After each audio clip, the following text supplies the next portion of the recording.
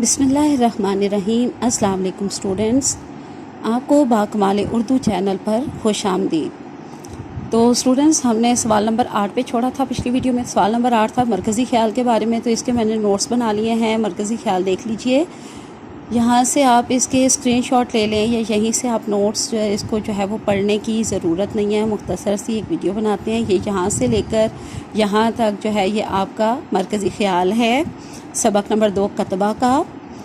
اور یہاں عبارت کی تشریح دیکھ لیجئے، میں نے ایک عبارت مختصر سی عبارت لی ہے، اس لیے میں نے تشریح بھی ذرا مختصر کی ہے۔ آپ کو اب تک اندازہ ہو گیا ہوگا کہ کیسے عبارت کی تشریح کی جاتی ہے۔ اور اسٹوڈنٹس، بعض اوقات کچھ عبارتیں یعنی کچھ پیراگراف جو ہے وہ ٹیچرز گھر کے لیے بھی دیتے ہیں کہ آپ لوگ خود ان کی جو ہے وہ تشریح کر کے لائیں۔ تو اگر آپ کو کسی عبارت کی تشریح کروانی ہو یا مجھ سے سمجھنی یا پوچھنی ہو تو بیٹا آپ لوگ مجھے کامنٹ میں ضرور بتائیے گا کہ سبق نمبر 2 یا کسی بھی سبق کے فلاں پیراگراف کی جو ہے ہمیں تشریح بتا دیں، تو میں اس کا جو ہے آپ کو نوٹس بھیج دوں گی یا میں پھر اس کے ویڈیو بنا کے نوٹس کی اپلوڈ کر دوں گی، ٹھیک ہے۔ تو یہاں پر ایک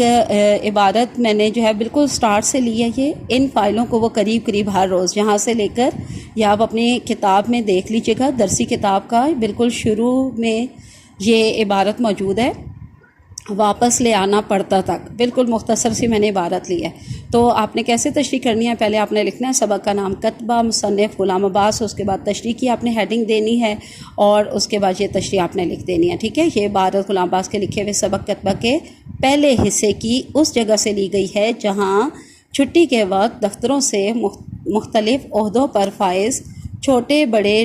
کلرکوں کی ٹولیاں نکلنا شروع ہوتی ہیں۔ تو یہ دیکھیں، یہ جو بات بتائی نا پہلے حصے کی اس جگہ سے لی گئی، تو یہ کیا ہے؟ میں نے آپ کو بتایا تھا نا کہ موقع محل بھی بعض اوقات لکھنا ہوتا ہے، وہ الگ، وہ نہ بھی مانگیں یعنی کہ کویسچن کی ڈیمانڈ نہ بھی ہو تب بھی آپ اس طرح لکھ دیں گے تو یہ بہت اچھا تاثر جائے گا، بہت اچھا جو ہے یہ اس کے آپ کے انشاءاللہ مارکس ملنے ہیں آپ کو۔ تو یہ دیکھیں،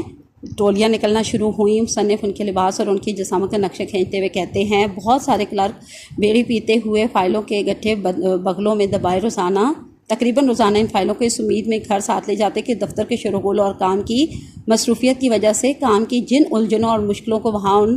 حالات میں حل نہیں کیا جا سکتا تھا انہیں گھر آ کر بڑے سکون سے دیکھا جائے۔ شاید جو مشکلیں وہاں سمجھ سے بالا تر تھیں یعنی سمجھ میں نہیں آ رہی تھیں، گھر آ کر سمجھ آ جائیں، لیکن گھر پہنچتے ہی گھریلو پریشانیوں اور دنیاوی کاموں میں اس طرح پھنس جاتے کہ فائلوں کو دیکھنے کا موقع تک نہ ملتا اور دوسرے دن انہی فائلوں کا بندہ ہوا گٹھا اور فضول میں واپس لے جانا پڑتا۔ بوجھ اٹھانے کی مشقت یعنی کہ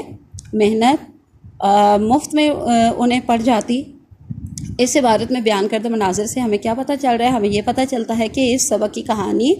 ایک پسے ہوئے طبقے کے بارے میں ہے، غریب طبقے کے بارے میں ہے، یا اس میں درمیانے طبقے کو جو ہے وہ اجاگر کیا گیا ہے اور سفید پوش طبقے کی مشکل اور بے حد مصروف زندگی کے گرد گھوم رہی ہے، یعنی کہ اس کی بے حد مصروف اور مشکل زندگی پر لکھی گئی ہے، ٹھیک ہے۔